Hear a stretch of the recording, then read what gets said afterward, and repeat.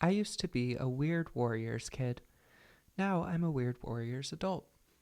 Each week I'm discussing a chapter of the iconic books by Aaron Hunter. My name is Charlie, and in today's episode I will be talking about Prophecies Begin, Book 1, Into the Wild, Chapter 20. Join me on this adventure into the world of warrior cats.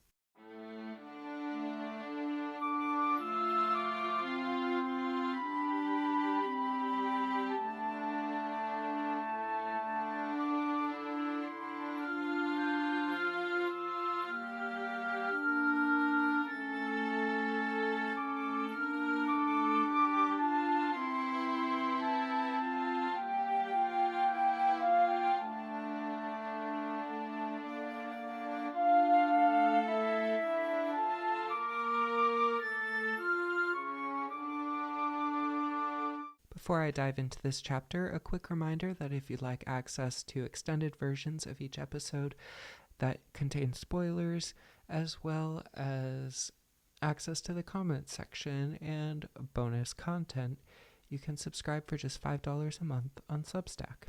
But otherwise, let's get on with the episode. So the chapter art for chapter 20 is the cat that's looking very scary with a cloud behind it. And the chapter begins with Firepaw returning from his training session with Blue Star to the ThunderClan camp. And a bunch of cats have made some progress on their repairs in the camp. And Firepaw looks for some food and passes Sandpaw and Dustpaw. And Sandpaw says, "Sorry, we ate the last 2 mice." Then Firepaw sees Graypaw. And remember, Tiger Claw was training Graypaw and Ravenpaw while Blue Star was training Firepaw. And Firepaw asks, "Where's Ravenpaw?" And Graypaw says, "Not back from his task yet." And then he shows Firepaw a wound on his paw. He says, "Tiger Claw sent me fishing and I stepped on a sharp stone in the stream." Now, because I always associate RiverClan with fishing, I was surprised when he said he was fishing and was in the stream. But ThunderClan does in fact have a stream running through it.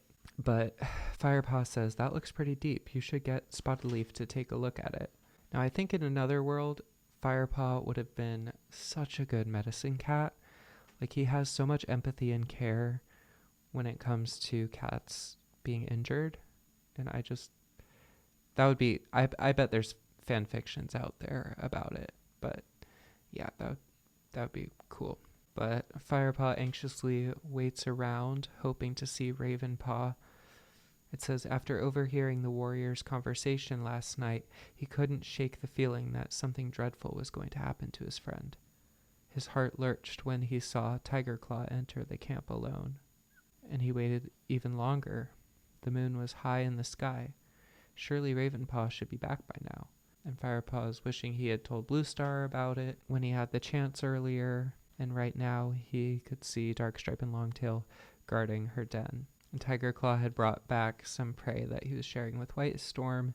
And Firepaw realized he was hungry, so he's thinking, oh, maybe I could go out and hunt, and maybe I could find Ravenpaw. But then a thrill of relief raced through him as Ravenpaw enters the camp with his own fresh kill. This suspense and the tension, just for like a little bit of this page, 220, it like had me on the edge of my seat. It was very suspenseful. I was genuinely relieved and surprised when Ravenpaw does come back.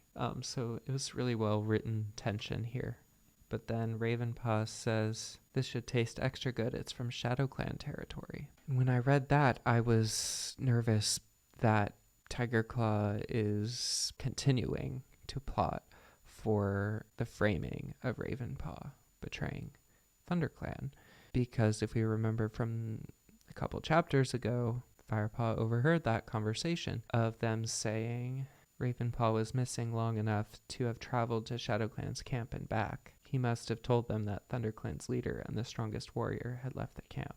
So this is not good for Ravenpaw. Firepaw gasped. "You hunted in ShadowClan territory?" Also, I think it's funny imagining a cat gasping, like, but Ravenpaw says, "That was my task. Tiger Claw sent you into enemy territory to hunt?" And that sentence ends with a exclamation point instead of a question mark, even though it's a question. I don't know. Would you put a question mark or an exclamation point there? Or both? I don't know. I guess it makes sense to put an exclamation point because he's appalled. And Firepaw's saying they should tell Blue Star, but Ravenpaw looks afraid and says they should stay quiet, especially since Tiger Claw is looking. So they go ahead and eat the prey from ShadowClan, and they discuss saving some for Greypaw, who has now gone to see Spotted Leaf, and then Ravenpaw goes into the apprentice's den to go to sleep. And Firepaw looks around the camp. He can see Tiger Claw lying near White Storm, with one eye fixed on the apprentice's den. It says Firepaw yawned to show Tiger Claw how exhausted he was, and then he goes into the apprentice's den. Now, when I read that, I was wondering, is Firepaw trying to, hatch a plan here? Show Tiger Claw that he's tired, and then, go maybe pretend to go to sleep, and then maybe Tiger Claw would come into the apprentice's den to talk to Ravenpaw about something, and Firepaw would overhear it, and I don't know, but that does not end up happening. So I don't know whether or not Firepaw was planning something, but nothing happens with that because Ravenpaw wakes up from a terrible nightmare, and Firepaw decides now's the time to tell Ravenpaw about what he overheard last night, because he's afraid now that he can't tell Blue Star, and he really needs Ravenpaw to know, especially now that Ravenpaw has gone into ShadowClan, that he should know exactly how much danger he's in. So he tells him, "I heard Tiger Claw telling Darkstripe and Longtail that you betrayed ThunderClan. He told them you slipped away during the trip to Mothermouth and told ShadowClan that the camp was unguarded." And Ravenpaw says, "But I didn't." Firepaw says, "Of course you didn't, but Darkstripe and Longtail believe you did, and Tiger Claw persuaded them that they should get rid of you." Now, this explanation from Firepaw does clarify the situation to me, because I was a little confused when reading that conversation he was overhearing at the end of chapter 18. It was on page 208, because the way the tones of Tiger Claw, Darkstripe, and Longtail were being described, it made me unsure of who was in on the truth and whose emotions were genuine.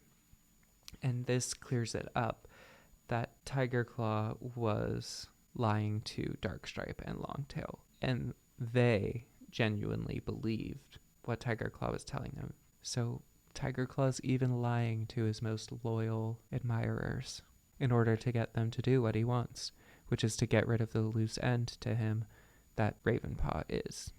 And then Firepaw asks gently, "Why would Tiger Claw want to get rid of you, Ravenpaw? He's one of the clan's strongest warriors. What threat are you to him?"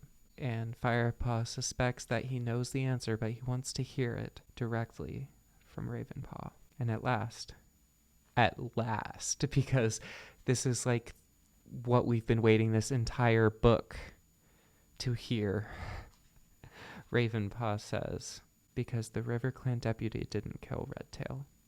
Tiger Claw did. Redtail killed the River Clan deputy."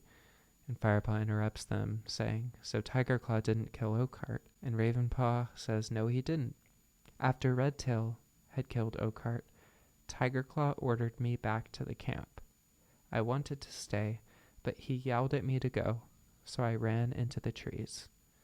I should have carried on running, but I couldn't leave while they were still fighting. I turned and crept back to see if Tiger Claw needed help.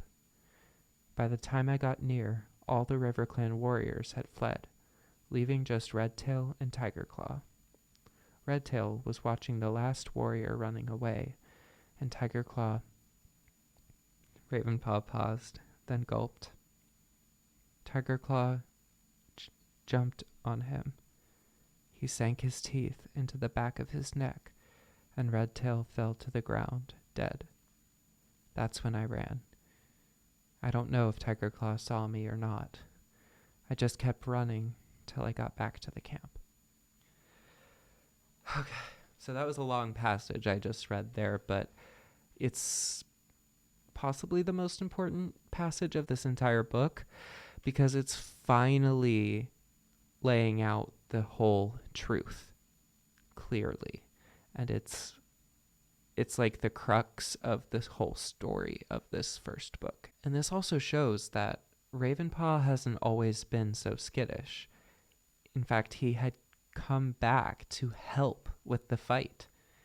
But because of what he witnessed after that, he's been super fearful ever since. But Firepaw asks, "Why didn't you tell Bluestar?" And Ravenpaw says, "Would she have believed me?"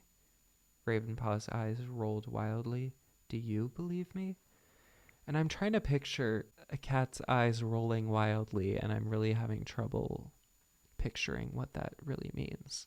But anyway, Firepaw says, "Of course I do." He licked Ravenpaw between the ears in an effort to calm and comfort his friend. I freaking love Firepaw. He's so supportive, so gentle, so kind. He's amazing. And in that moment, he decides he's going to have to find another chance to tell Bluestar about everything. But Firepaw reassures Ravenpaw that he'll sort this out, but that he should stay with him or Greypaw basically at all times, and that he wants to tell Greypaw the truth soon. And then it cuts to dawn with Greypaw heading into the den, and Greypaw says hi, sounding more cheerful than he had in a long time, ever since Lionheart's death. And Greypaw says, "Spotted Leaf put some gunk on my cut and made me lie still for hours. I must have fallen asleep."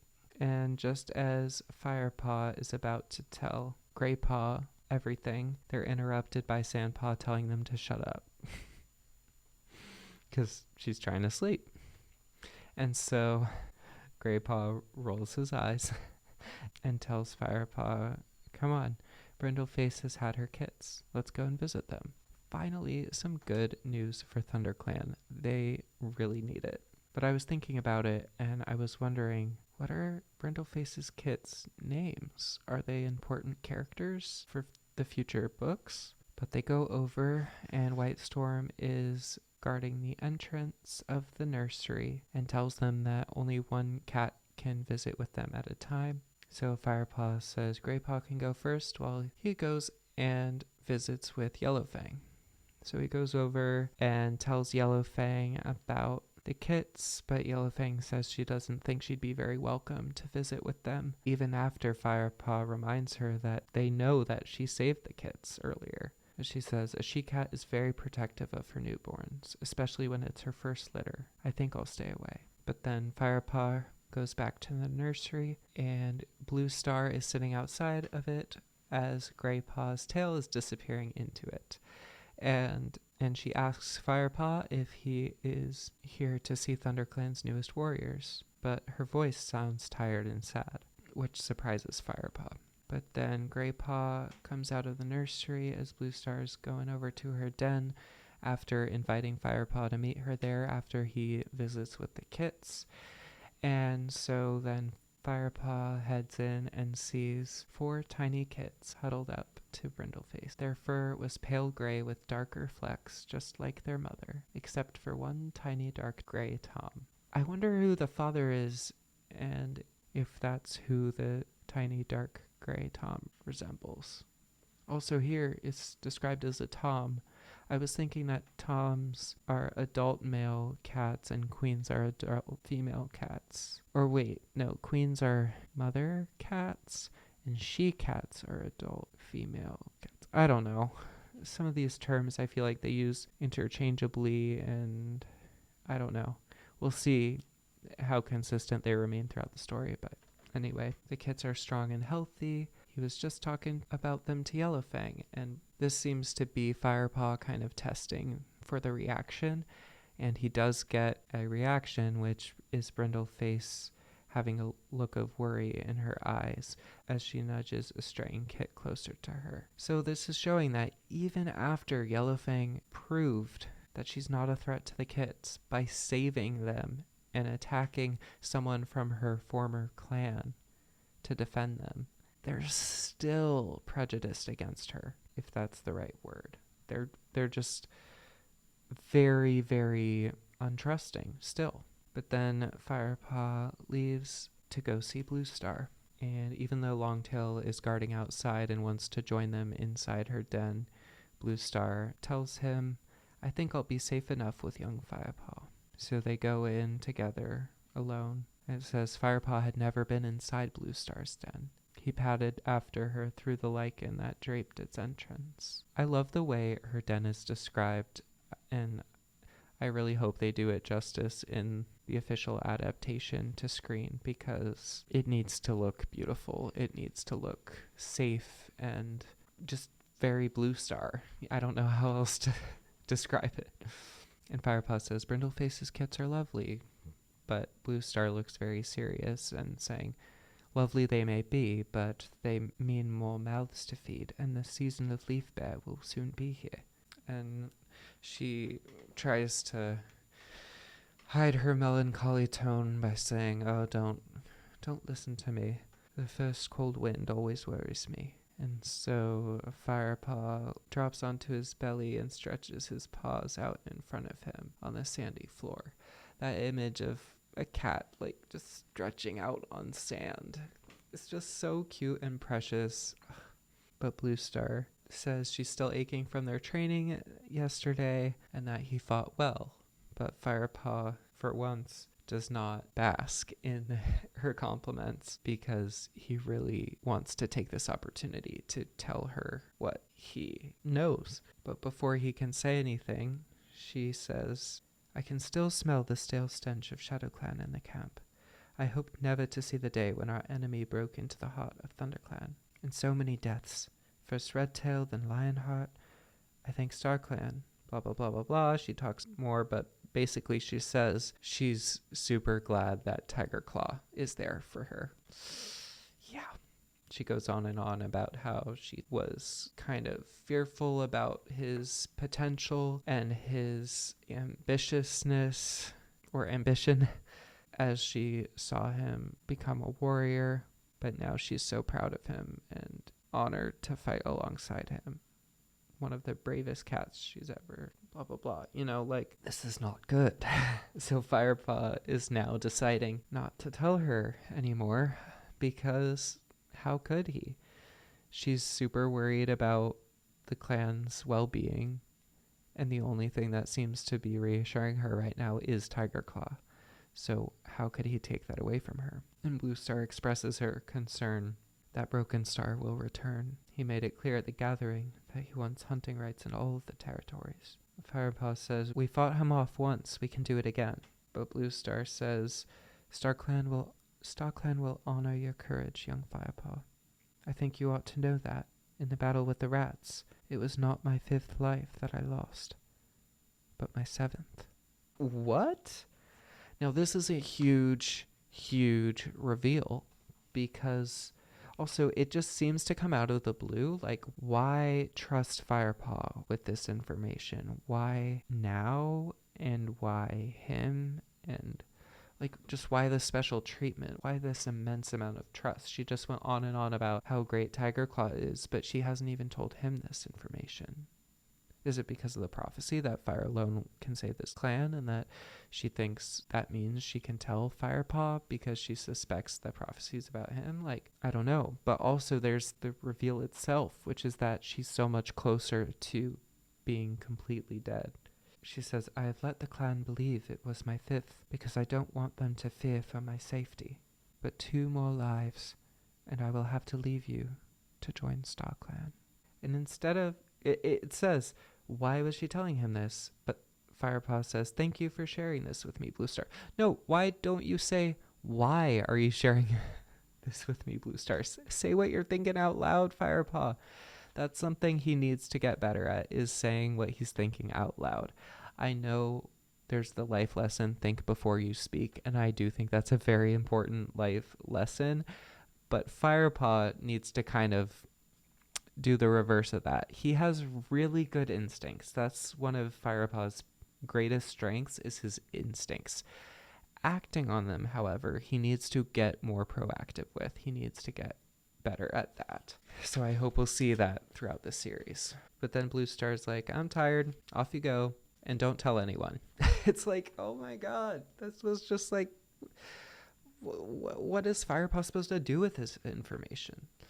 But Firepaw just leaves, and then, as if this chapter couldn't get any more intense, Firepaw hears a yowl of horror coming from the nursery, and Frostfur sprints into the clearing, saying that her kits are missing. Someone has taken them. And Tigerclaw instantly is giving orders to everyone, like, go that way, go this way, check over there. And Firepaw rushes to the warrior's den, looking all around, and then he hurries to the apprentice's den, where Ravenpaw and Greypaw are looking around, and Dustpaw and Sandpaw are looking in the elder's den. Like, they're all looking everywhere and can't find these kits anywhere. And then Firepaw sees Yellowfang in the distance, pushing her way through an unguarded part of Fern Wall.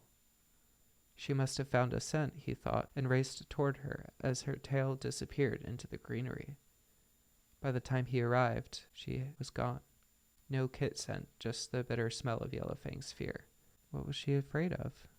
And then Tigerclaw yowls from the bushes behind the nursery. All the cats race over to him, led by Frostfur, and Firepaw sees Tigerclaw standing over a motionless bundle of dappled fur. Spotted Leaf.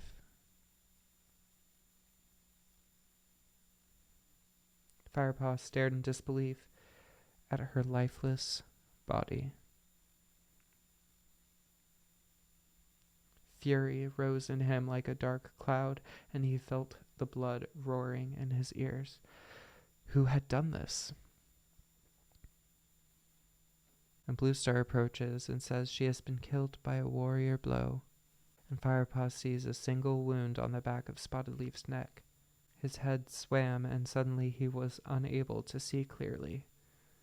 Through his grief, Firepaw heard a murmur at the back of the crowd that swelled into a single piercing yowl.